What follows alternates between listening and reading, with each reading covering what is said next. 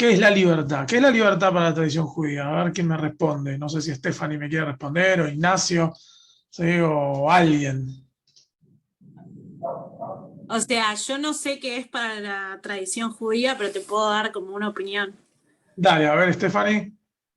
Y yo creo que es poder elegir entre opciones. Porque si no tenés opciones, como que no tenés la libertad de elegir. No sé si me explico. Ok, La libertad en sí es como que no creo que tengamos libertad completa. ¿por qué? Y porque estamos, no sé, es una percepción mía, pero estamos como limitados en un montón de cosas.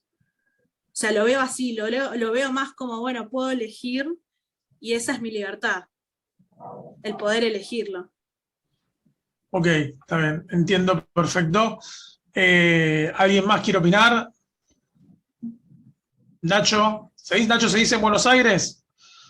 No, no, ya volví a mi casa. Bueno, habla más fuerte, Nacho, que se te escucha abajo. Bueno, no, porque estoy usando el celular. Yo, en mi opinión, yo creo que desde la perspectiva, digamos, de la tradición judía, la libertad lo que quiere decir es en realidad el poder discernir entre el bien y el mal. Ok, lo voy a anotar. ¿Por qué?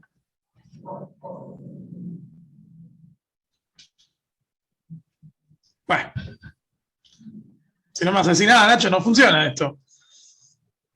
No, sí, sí, tiene una muy buena idea, pero no la puedo recordar muy bien. Ok. Mientras vos esperás, Linda, ¿qué ibas a decir? Para mi punto de ver, entre la ortodoxia y el judaísmo, no hay mucha libertad. O sea, no tenemos mucha libertad de acción, no tenemos, tenemos las reglas que seguir, las mitzvot, los mandamientos. Todo implica una ordenanza al final, ¿no? O sea, y sí podemos elegir, como dice Stephanie, pero pues para vivir en sociedad también tenemos que cumplir ciertas obligaciones que no son tan libres, ¿no? O sea, como que vivir en sociedad muchas veces nos reprime esa libertad o podría llegar a ser un libertinaje también. Ok, ok, entiendo. ¿Alguien más quiere opinar o decir algo? Zipora. Yo creo que la libertad tiene que ver de un concepto interno de cada uno. Si yo siento que soy libre, puedo transmitir libertad, puedo convivir con libertad y no sentirme presionada por nada que haga el otro sobre mi persona. Ok, ok. Voy a anotar eso también. Dame un segundo. Andrés. Sí, recién estaba pensando en todas estas cosas que están respondiendo y de alguna forma se me ocurrió que el mito fundacional de nuestro pueblo tiene que ver con la libertad. Como eso, nuestro Me pueblo... spoileaste. ¿Me vas a spoilear? Si vas a spoilear completo, dale. No te puedo spoilear completo, Ori, no sé qué es lo que preparaste, por ahí después me lo da vuelta. No, que digamos, para la Torá y para la tradición, las restricciones y las dificultades del desierto eran libertad también. Y es por eso. Ok. Bueno, voy a anotar eso también. Restricciones del desierto. Catherine, no sé si querías decir algo. Sí, no, yo quería decir algo parecido, tipo de la salida de Egipto, que por algo antes no éramos libres, y creo que era más que nada porque alguien no nos permitía hacer lo que queríamos. Y otro concepto que yo quería agregar era que, como es hoy en día, cada uno tiene la oportunidad de vivir el judaísmo a su manera y como quiere. Ok, perfecto. Perfecto. Yo tengo mis dudas con respecto a eso. Lo mismo que le iba a decir antes a Zipora. No sé si alguien más quiere decir algo. Golde, ¿qué ibas a decir? Yo pienso que la libertad también tiene sus límites. La libertad termina cuando empieza el derecho de los demás. Vos podés hacer todo lo que quieras, considerándote libre, pero hasta un cierto punto, porque después no, es el derecho de los demás. Ok. Bueno, ¿alguien más quiere decir algo? Bueno, le voy a responder a Chipora, hoy lo voy a agarrar a Chipora por el cachetazo. ¿Sí? Ya no, hace mucho que no te agarraba Chipora. Chipora dice, si yo siento que yo soy libre, lo soy. Y como decía antes Stephanie, esto de que la libertad es muy difícil porque ya hay como una construcción social dentro de del concepto de libertad, pero dentro de cada uno, ¿no? Cada uno ya tiene una construcción social de lo que hicieron con nosotros. Jean-Paul Sartre dice, somos lo que hacemos con lo que hicieron de nosotros, ¿no? Somos nuestra educación, somos de nuestra cultura, nuestra tradición, nuestro idioma. O sea que la libertad ya queda limitada, ya no existe la libertad absoluta, ya estamos engrampados de movida en el lugar donde nacimos, en la familia donde crecimos, en la comunidad donde estamos. Nuestra libertad ya empieza a ser limitada. Pero no solamente eso, como decía, antes decía Catherine, que uno puede vivir el judaísmo de diferentes formas y esa es la libertad también de poder disfrutar del judaísmo de diferentes formas. Yo no creo que una mujer ortodoxa viva en libertad. Y no creo que pueda tomar las decisiones de su propia vida. Pero sí creo que ella cree que es libre. No. O sea, ella está convencida, seguramente, de que es libre. Pero la realidad es que no. No hay una vida en libertad. ¿Sí? ¿Por qué? Porque la construcción social y religiosa que hicieron en ella le dieron a entender que esa es la única forma posible de vivir en libertad, estando sometida bajo el yugo de la Torá, de la y del patriarcado que administra la religión. Pero si ella lo acepta. Si ella lo acepta es porque no conoce otra opción. No porque es muy difícil que alguien que conoce otra opción de vida no se repregunte las cosas. Por algo en la ortodoxia no se permite ver la tele ni tener contacto con el mundo secular, ¿sí? De hecho, ahora voy a decir algo, porque si alguno me va a preguntar por qué hay gente secular que se hace ortodoxa, ahora lo respondo. ¿Colo?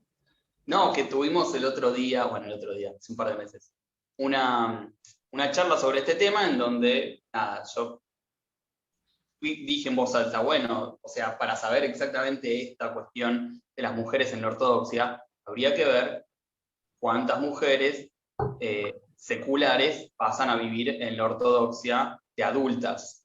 Por ejemplo, yo estaba convencido de que sería un número nulo o ínfimo comparado a los varones. Me dijeron que no, que efectivamente hay muchas mujeres seculares que de adultas deciden vivir de forma ortodoxa. Y entonces mi pregunta es, ¿cómo se explica esa elección libre de ir a perder esa libertad? Se explica. Pensándolo, se explica de una sola forma. Y es que, más allá del lavado de cabeza que funciona muy bien en la ortodoxia, se explica de una forma muy interesante, y es que cuando vos vivís en el desierto, no hay lugar más anárquico y anarquizable que el desierto. Como lo decías antes, ¿sí? Las restricciones y el desierto, ¿sí? Decías antes, Colo, no hay lugar más anárquico y anarquizable que el desierto. Y cuando los judíos salen de Egipto, de la esclavitud de Egipto, ¿qué es lo primero? Tenemos un segundo que está hablando Norma por teléfono. Ya está listo. Y cuando los judíos salen de Egipto, del desierto, ¿qué es lo primero que pasa? ¿Qué es lo primero que pasa? Agradecen de la libertad. Shiratayam. No, hablemos de suceso. Salen de Egipto. Quieren devolverse. Para tantos dioses. El becerro de oro. No. Quieren devolverse. El becerro de oro es apenas pasa eso. ¿Qué más? Norma. Quieren volver porque no se sienten conformes a donde van, Todavía no sucede eso. ¿no? Lo primero que pasa es la entrega de la Torá. ¿Sí? Salen de Egipto y Dios les dice, prepárense porque unos días van a recibir la Torá. ¿Y qué es la Torá? La Torá es la ley.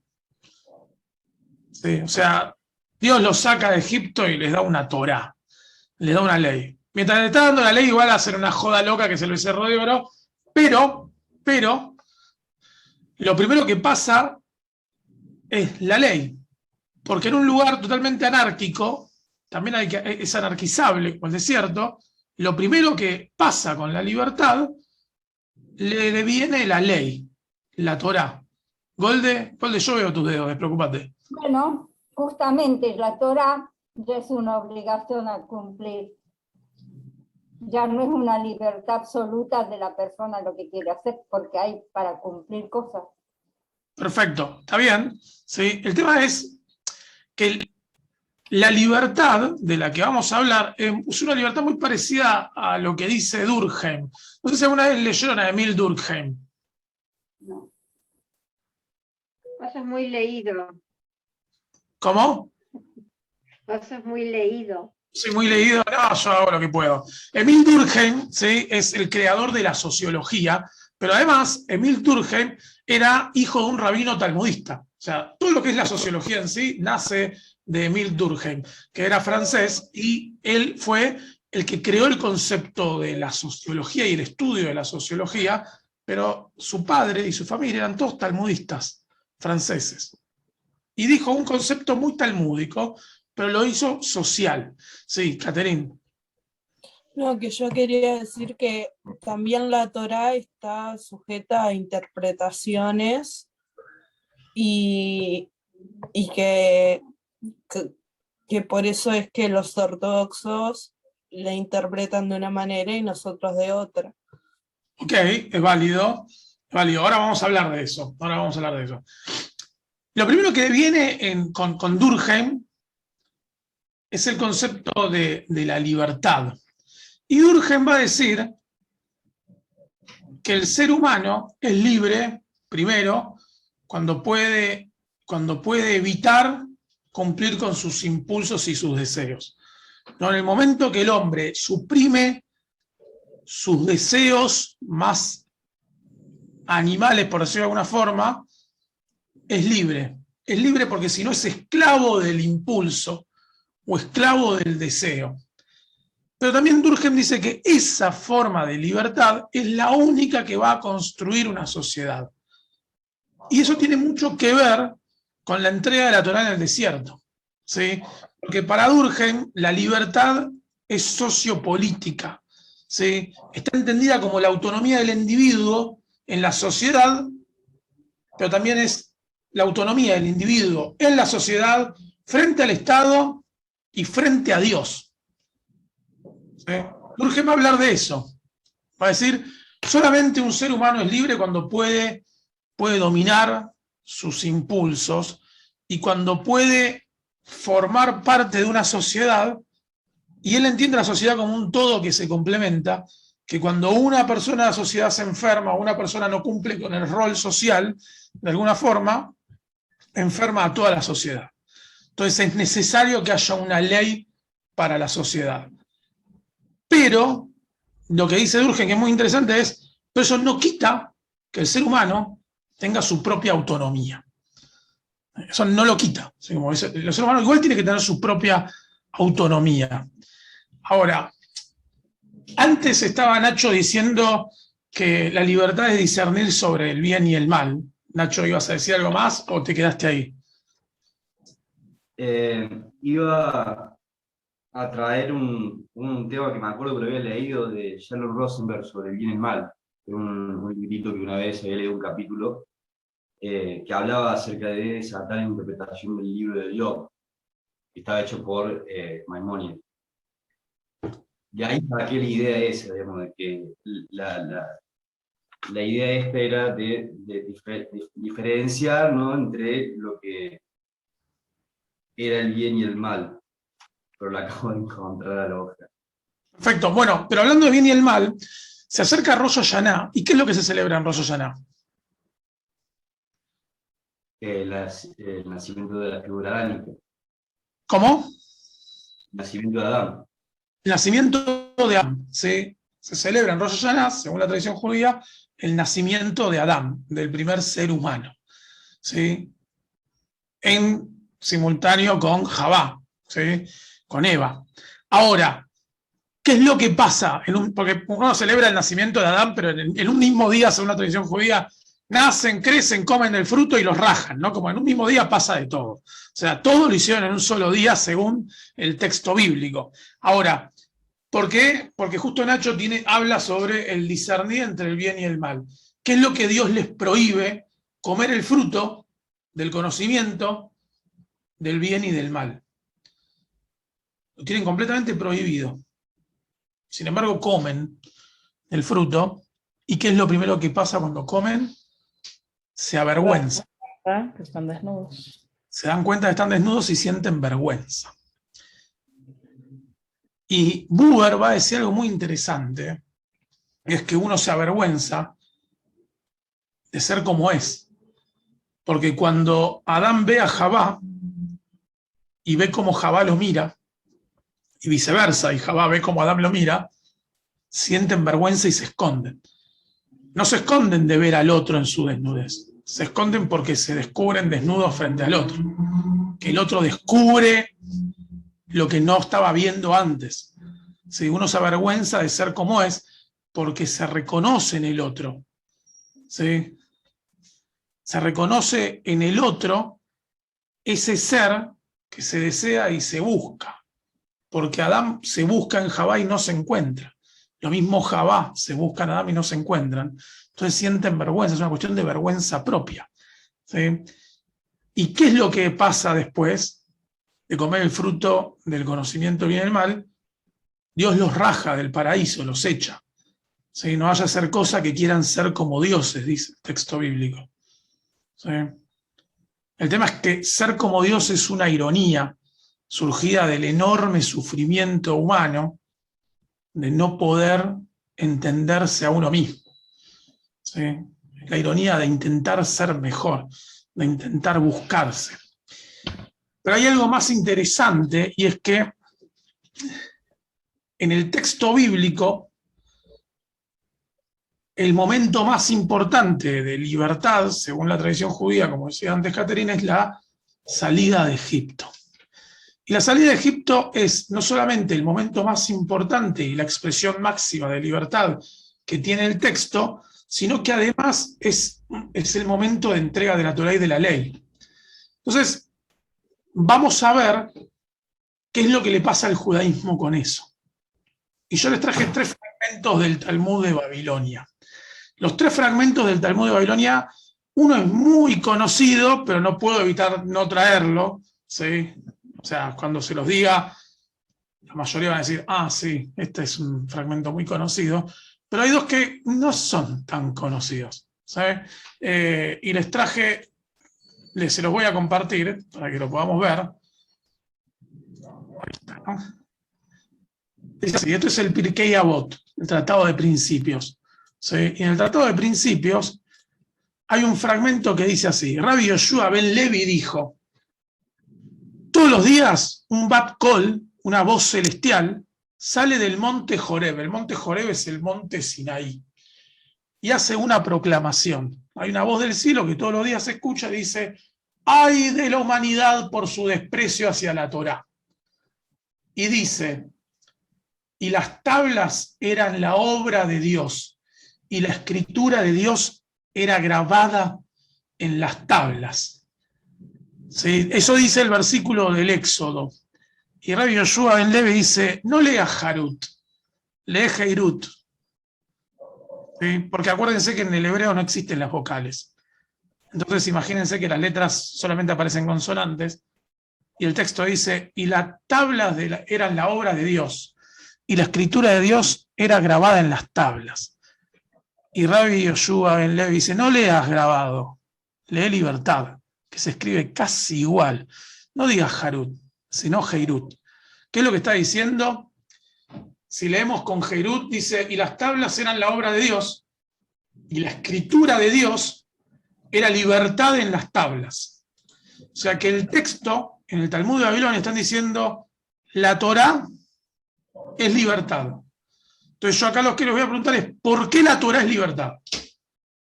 ¿Por qué la tradición judía entiende en la época del Talmud que la Torá es el símbolo máximo de libertad?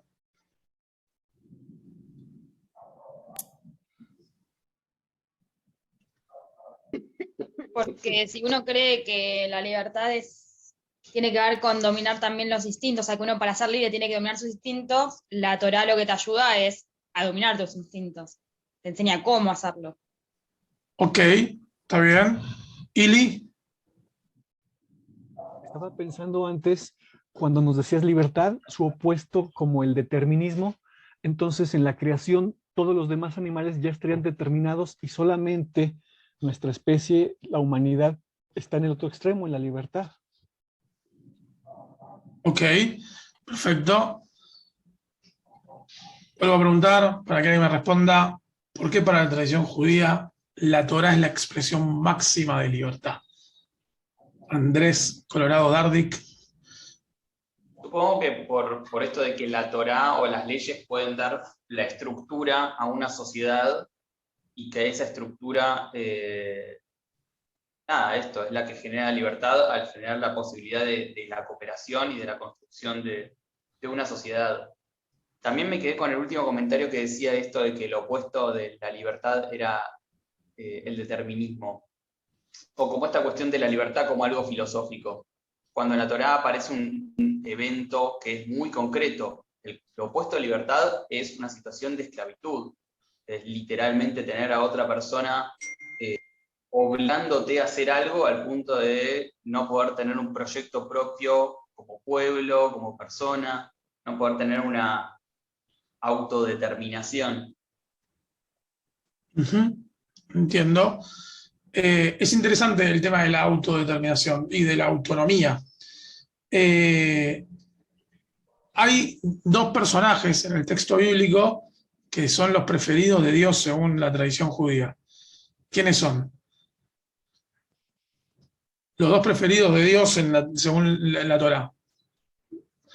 Los dos son de la Torá, dos personajes, los preferidos de Dios según la tradición judía. Abraham y Moisés. Muy bien. Abraham y Moisés. Abraham y Moisés, ahí va. Abraham y Moshe. ¿Por qué? ¿Qué tienen de diferente a los demás? Abraham fue muy obediente, ¿no? Capaz demasiado obediente. Y Moshe, pues es el profeta que habló cara a cara con Dios directamente. Bueno, pero Abraham también de alguna forma hablaba con Dios. Porque de hecho Isaac y Jacob recibían órdenes, pero Abraham hablaba. Entonces, la pregunta es, el Talmud se va a preguntar en algún momento, ¿por qué ellos dos tenían diálogo con Dios? O sea, ¿qué hacía que Dios los quiera más? ¿Que los desafiaban? ¿Cómo? ¿Que lo desafiaban? Que lo desafiaban. Está claro, no era la obediencia, sino la cuestión de desafío. Los dos personajes más queridos por Dios eran los dos que más lo desafiaron. ¿Sí? ¿Por qué? Porque cuando Dios le dijo a Abraham, che, voy a destruir Sodoma y Gomorra, Abraham dice, pero estás loco, ¿cómo vas a destruir Sodoma y Gomorra? ¿Estás loco? ¿Qué te pasa? ¿Por qué se te cruza por la cabeza? Y le dice, bueno, pero se portan mal. Y le dice, pero escúchame, puede haber entre toda la ciudad 100 justos, ¿vas a destruir la ciudad si hay 100 justos? No los hay, le dice Dios. Y si hay 50, bueno, voy a ver si hay 50. Y vas a destruir la ciudad, le dice, que esto parece como en el mercado, ¿viste? En el shuk de Israel, donde uno va regateando a ver si puede conseguir más baratas las cosas. Y si hay 40, igual vas a destruir por 40 personas. Y si hay 10, empiezan a regatear y termina hablando de 10. Y Dios dice, bueno, si encuentro 10 justos, salgo a la ciudad. ¿Sí? Dios empieza a discutir con Abraham por esto. Y el otro es Moshe. Cuando Dios le dice a Moshe, bueno, este pueblo me hinchó las bolas, no los aguanto más, se quejan por todo, quieren siempre volver a la tierra de Egipto, a la esclavitud, no se animan a avanzar y qué sé yo. ¿Qué es lo que le dice a Moshe? Le dice, despreocupate, los voy a matar a todos, me cansaron, y de vos voy a hacer un pueblo nuevo. Y Moshe, ¿a vos te parece? ¿Vas a romper la promesa que le hiciste a Abraham, Isaac y Jacob? ¿Cómo vas a matarlos? Y le dice, y me hiciste trabajar y me hiciste traerlos hasta acá para matarlos en el desierto, no cuentes conmigo, yo no voy a seguir tus pasos. ¿Sí? ¿Y qué hace Dios? Dice, bueno, está bien, tenés razón, no los voy a matar. ¿Sí? Y uno lee el texto y son los únicos dos que desafían a Dios en su decisión. Entonces, parecería, como dice Uber, que Dios lo que quiere es que lo enfrenten. ¿Sí? A Dios le gusta que lo enfrenten. ¿Sí? Es más un hecho de libertad eso que el acto de sumisión. El texto bíblico dice que Noé, era el justo de su generación. Y en el Talmud se debate por qué dice que Noé era el justo de su generación y no un justo, no un gran justo. Y el Talmud va a decir, porque no fue un gran justo, porque Noé era lo mejor que había en esa época. Y Dios lo mandó a hacer el barco porque era lo mejor que había. Pero Noé no le pidió a Dios que salve a los demás. No dijo nada, le hizo caso y hizo. Hizo un barco y se salvó él y los suyos. Pero Abraham le hubiese pedido que salve a todos. Moshe le hubiese pedido que salve a todos. Entonces está claro que para la tradición judía Noé es un pelele que no entiende nada, que se salvó él y no se preocupó por los demás, pero Abraham y Moshe no.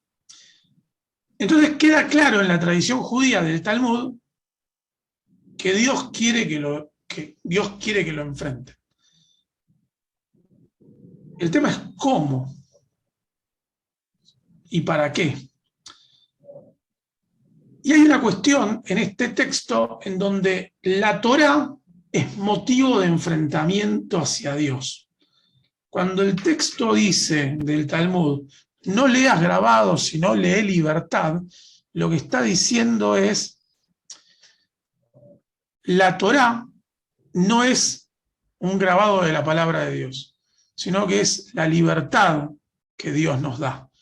La pregunta es, ¿por qué entonces el texto considera que la Torá es el hecho más claro de libertad? Y acá les traigo el segundo texto, ¿sí? Y dice así. Esto es del Talmud Yerushalmi, esto no es del Talmud Babli. El Talmud Yerushalmi es un Talmud muy poco leído, ¿sí? Pero dice así. Rab Huna, un personaje muy famoso de la tradición. Ahora les voy a contar un poco quién fue Rab Huna. Rab Huna era un genio. ¿Sí? Rab Huna dijo en nombre de Rab Irmiau, en nombre de Rab Shmuel Bar Itzhak. ¿Sí? Rab Huna es como dice, no, me contó tal que le contó tal que le dijo tal. ¿Sí? Una cosa así. Rab Huna dijo, encontramos que el santo bendito sea perdonó a Israel por la idolatría, las relaciones sexuales prohibidas y el derramamiento de sangre. Pero por su rechazo de la Torá, nunca los perdonó. ¿Sí? El texto dice así. Rab Huna dice, Dios perdona al pueblo de Israel por la idolatría, por las relaciones sexuales prohibidas y por el derramamiento de sangre. Son tres cosas que en Kippur se nombran todo el tiempo. ¿Sí? ¿Por qué se nombra? Esto es una estupidez, pero ¿por qué se nombran las relaciones sexuales prohibidas en Yom Kippur? Era porque cuando termina Kippur se salían a buscar pareja, los jóvenes. ¿Sí? Entonces, antes de que termine Kippur, un par de horas antes, se leía las cosas que, tipo, no puedes acostarte con tu mamá, no puedes acostarte con tu abuela, con tu hermana tampoco, ¿sí? Con tu sobrina menos, tipo, cosas así que no podías hacer porque cuando salías a buscar pareja y encima en ayuno tomabas una copa de vino, cualquier cosa que encontraban, ¿sí? Podía llegar a pasar. Entonces ya se leía eso en los textos de Yom Kippur. Ahora, ¿qué es lo que habla el texto? Dice, Dios perdona hasta por la idolatría, por el derramamiento de sangre. Dios perdona por las relaciones sexuales prohibidas, pero no va a perdonar si abandonan la Torá. Entonces uno dice, pero Dios lo único que le importa es la Torá. Y cuando sigue el texto dice así, ¿cuál es el motivo de esto? Y dice así, no está escrito, porque practicaron la idolatría, prohibieron las relaciones sexuales y el asesinato, sino más bien, y el Señor dijo, porque han abandonado mi Torá.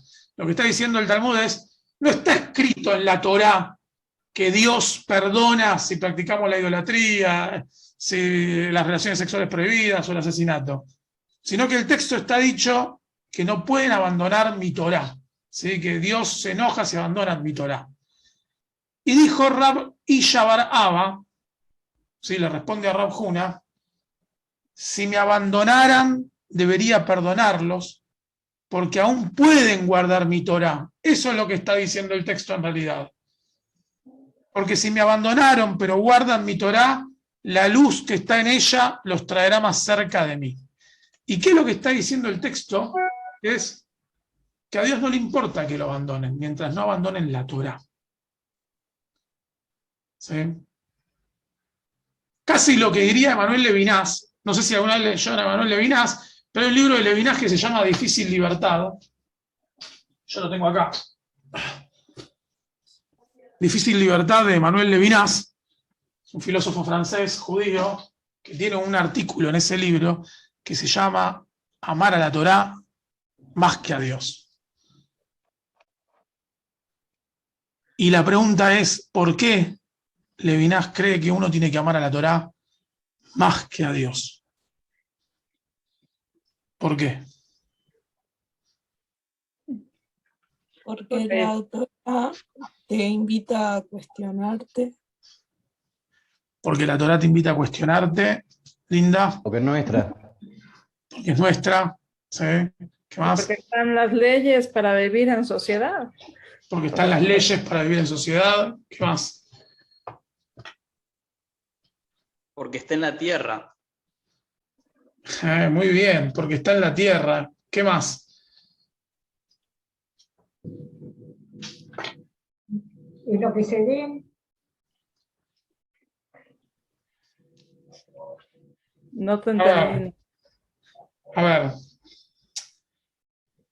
Hay algo que dice Manuel Levinas, ¿sí? Que es muy interesante, y es que el judaísmo es una religión de adultos, a diferencia del cristianismo. Lo dice Manuel Levinas, ¿sí? No es que lo digo yo. Yo igual estoy de acuerdo con lo que dice Manuel Levinas. Pero, ¿qué es lo que va a decir Levinas? Que uno tiene que amar más a la Torá, más de lo que uno ama a Dios. Y podés no amar a Dios. Más importante es la Torá. Porque Dios no es característica de la libertad. ¿Sí? Pero la Torá sí. Porque como decía antes Catherine, la Torá te permite interpretación. Y como decía Andrés, está en la tierra. Porque cuando, aquí todo acá, esto la semana que viene vamos a ver cuando nos toque hablar de Dios, que es la última clase, hay una diferencia enorme, y es que la espiritualidad y la religión, como concepto moderno y contemporáneo, nace frente a la ausencia de Dios. Si Dios está presente, no hay espiritualidad, no existe la espiritualidad. Si Dios está presente, hay ley. No te queda otra opción que cumplir con... Está Dios ahí, como si fuese, no sé, un padre, una madre. Está Dios ahí, y vos sos nada frente a Dios y te dice, hacé tal cosa. Bueno, hago tal cosa porque está Dios ahí. ¿Sí? Ahora, si Dios no está, tengo cierta libertad. No tengo a alguien que me esté metiendo presión y diciéndome lo que tengo que hacer. ¿Sí? Si Dios no está, la ausencia de Dios genera una madurez del pueblo. De hecho, para la tradición judía no hay nada más importante que la ausencia de Dios, porque le permite madurar al pueblo. ¿Sí? Por eso va a decir Emanuel Levinas que el judaísmo es una religión de adultos, porque en una religión donde Dios se ausenta, el ser humano puede crecer. ¿Sí? Y el Colorado me está poniendo como Adán y Eva en el Edén. Ahí Dios estaba presente. En realidad, Dios los echa, ¿sí?, del Gan Edén, y no los castiga. No es que les dice, y a ustedes les va a pasar mal. Les avisa lo que va a pasar en el momento que ya se vayan del Edén. Es como abandonar el hogar materno, ¿no? Es como abandonar la casa de papá y mamá e ir a independizarse, una cosa así. Y vas a tener que trabajar, y vas a cosechar la tierra, y va a ser difícil, ¿sí? Y vas a parir hijos, y vas a sufrir, y vas a tener dolor, ¿sí? Pero la realidad es que en el texto bíblico, todo lo que se está refiriendo, chau Linda, ¿sí? Todo lo que se está refiriendo es siempre la cuestión de que el texto bíblico, la Torá, nos da libertad en el poder decidir frente a Dios. Es mucho más importante el texto que Dios. Porque mientras está Dios no tenemos libertad. Pero mientras tenemos la Torá, sí tenemos libertad. Y acá viene el último texto que es conocido, que es el texto de Tanuro Shelachnai, ¿no? ¿Cuántos conocen la historia? Levanten la mano, ¿cuántos conocen Tanuro Shelachnai? Golde ya está haciendo, o sea, a Golde pobre, ya ¿cuántas veces habrá escuchado la historia? Pero Tanuro Shelachnai, seguro que Tzipora y Norma también, seguro, ¿sí? Y no sé, el Colo creo que también. Estoy seguro que sí, ya vamos a ver. La historia de la del horno. Ahí va. La del horno de Ajnai. ¿Sí? Y les voy a poner en contexto, hay un debate en el Talmud sobre un horno. Hay un horno que tiene grietas y las quieren rellenar con arena. Entonces preguntan si rellenar el horno con arena es kasher. Si el horno sigue siendo kasher. ¿Por qué? La pregunta es si, porque el horno tiene que ser una cosa entera, dicen. En el momento que le pones arena, es como que eso no es parte del horno original para tapar las grietas, entonces deja de ser kasher, deja de ser apto para cocinar. Entonces está en ese debate, y en ese debate está Rabbi Eliezer, que es el único que dice que el horno es kasher, y está todos los demás rabinos. Hoy hay una reunión de rabinos, todos alrededor de Rabbi Eliezer, y el texto se lo llama Tanuro Shelachnai, el horno de la serpiente, porque dice el texto que a Rabbi Eliezer lo envolvieron los rabinos como una serpiente. Porque el texto termina mal, la historia, obviamente no les traje la historia completa, en donde después de eso a Rabbi Eliezer lo terminan excomulgando. ¿Sí? Le hacen una cama a Rabbi Eliezer. ¿Sí? Todo eso fue a propósito para hacerle pasar un mal momento y lo terminan excomulgando de la yeshiva. Ahora, por eso se llama Tanuro Shelachnai, el horno, ¿sí? La historia del horno de la serpiente. Porque lo envuelven y lo terminan mordiendo a Rabbi Eliezer. Y el texto dice así. Y esto se conoce como el horno de Ajnai, ¿sí? Tanuro Shelachnai. La Gemara pregunta, ¿por qué se lo conoce como Ajnai, serpiente? Debido al hecho de que los rabinos rodearon con sus palabras como una serpiente a Rabbi Eliezer. Los sabios enseñaron ese día. Cuando discutieron este asunto, Rabbi Eliezer respondió todas las respuestas del mundo para apoyar su opinión, pero los rabinos no aceptaron su explicación. ¿Sí? ¿Qué está diciendo? El texto está diciendo que estaban debatiendo si el horno era kasher o no, y Rabbi Eliezer decía es kasher, los demás decían que no, y Rabbi Eliezer respondió un montón de veces que es kasher y explicaba por qué, y no le daban bola. Y dice así, y Rabbi Eliezer les dijo, si la halajá, si la ley está de acuerdo con mi opinión, que el algarrobo, el árbol que está acá en la puerta, me lo demuestre.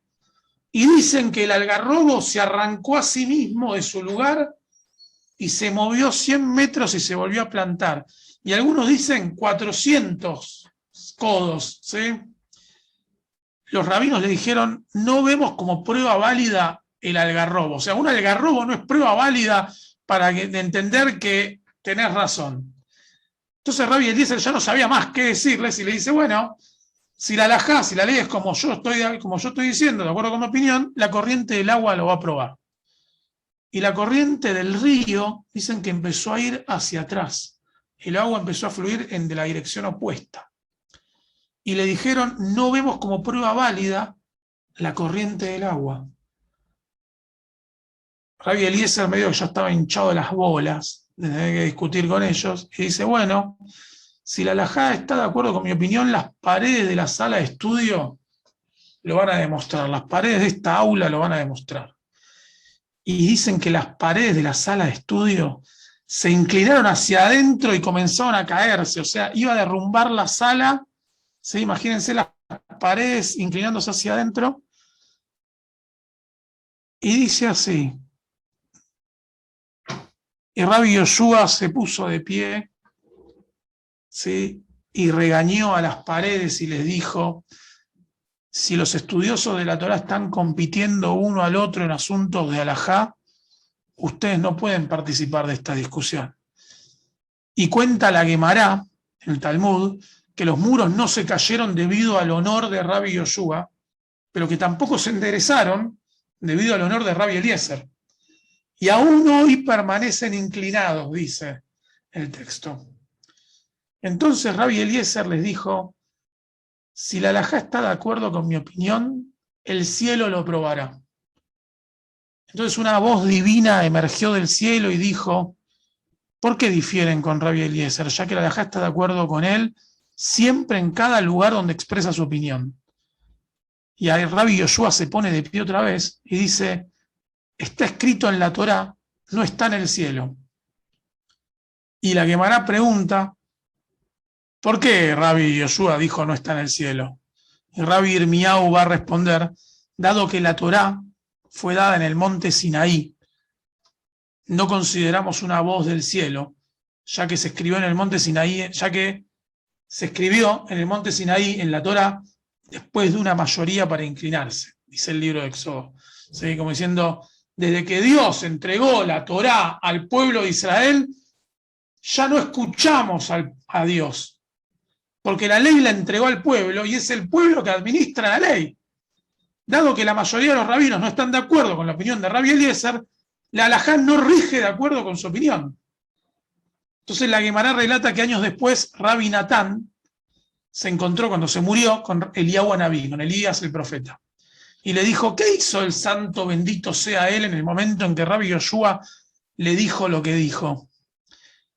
Y Eliyahu le dice: el santo bendito sea sonrió y dijo: mis hijos me han triunfado, mis hijos me han ganado.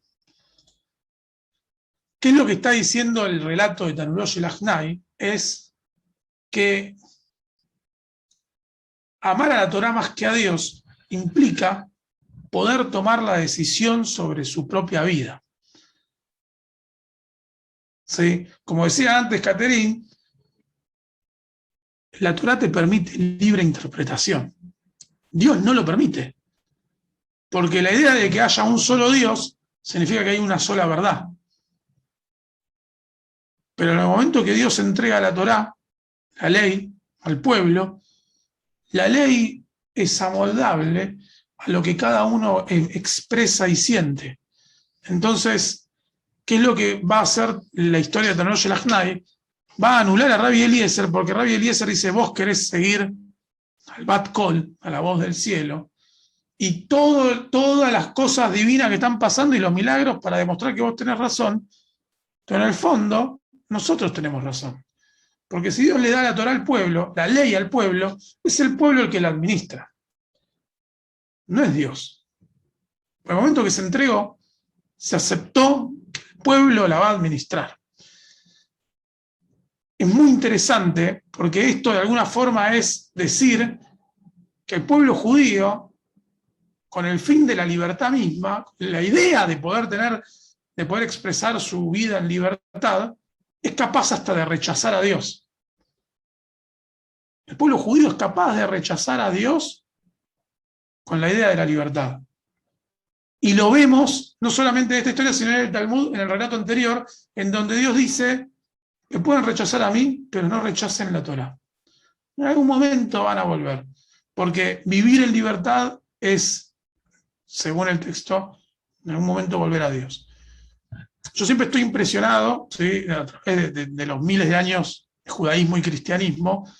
El cristianismo impresiona por la conquista que tuvo del mundo occidental, ¿no? El cristianismo conquistó Occidente, ¿sí?, a la fuerza, a la violencia, pero lo conquistó, ¿sí? Pero lo que más impresiona es que el judaísmo se negó y rechazó, ¿sí? Rechazó la idea de reconocer esa conquista. El judaísmo nunca aceptó esa conquista del cristianismo, ¿sí? Y es más fuerte esa negación a pesar de las persecuciones, a pesar de las tentaciones, no porque han tentado al judaísmo con venite para acá y no te vas a morir, o vas a tener una vida mejor, o qué sé yo, ¿sí? El judaísmo nunca aceptó la conquista del cristianismo de Occidente, la rechazó siempre, incluso cuando hubo persecuciones, cuando hubo tentaciones, ¿sí? Y no fue por orgullo, sino que fue por vivir en libertad, por poder vivir en libertad. Porque la libertad no es una finalidad en sí misma en el judaísmo, pero sigue siendo la condición necesaria para todo lo que querramos alcanzar. Incluso hasta cuando Dios quiere interceder. Es más importante la libertad que lo que quiere Dios. Entonces, para la tradición judía es muy importante el concepto de libertad. De hecho, en Terminología Lachnai pasa algo muy interesante, y es que entienden que lo sagrado es violento. Dios está queriendo imponer su decisión. Y ellos entienden que lo sagrado es violento cuando no respeta la decisión del pueblo. Lo toman como algo ofensivo, como algo que anula la posibilidad de libertad. Entonces lo corren a Dios y dicen, no, decidimos nosotros, gracias por todo. Y eso para mí es el acto de madurez más grande que tiene la humanidad. El admitir que no necesitas del todo de un Salvador. ¿Sí? De hecho, lo más importante es que la tradición judía siempre está hablando de que llegue Mashiach, ¿no? Llegue Mashiach. ¿Sí? De hecho, lo cantamos, Mashiach, Mashiach, Mashiach, hoy, hoy, hoy. Pero todas las veces que apareció algún personaje diciendo soy Mashiach, el pueblo judío lo rechazó. ¿Sí?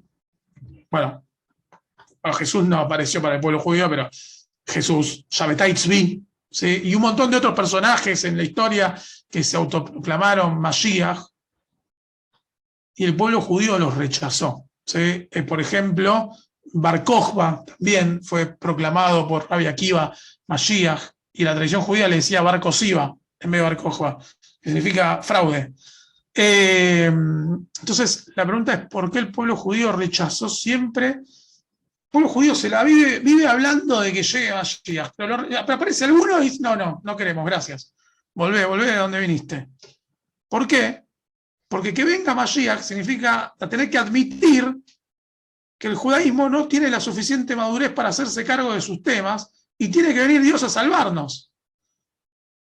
Entonces, el pedido de que llegue Mashiach es un invento, bueno, lo sostenemos, la idea de que llegue Mashiach, pedimos, pero cuando llegue no lo reconocemos, porque significa reconocer que somos unos idiotas y que no podemos controlar nuestras propias cosas. Entonces, no es Mashiach, porque nosotros podemos controlar nuestras cosas. ¿Sí? Si no, tenemos que admitir que no estamos preparados. Y eso es libertad. ¿Sí? Esa es la capacidad que tiene la tradición de entender a la libertad. No como una finalidad, sino como la condición necesaria para que cada uno pueda llegar a la finalidad que quiere.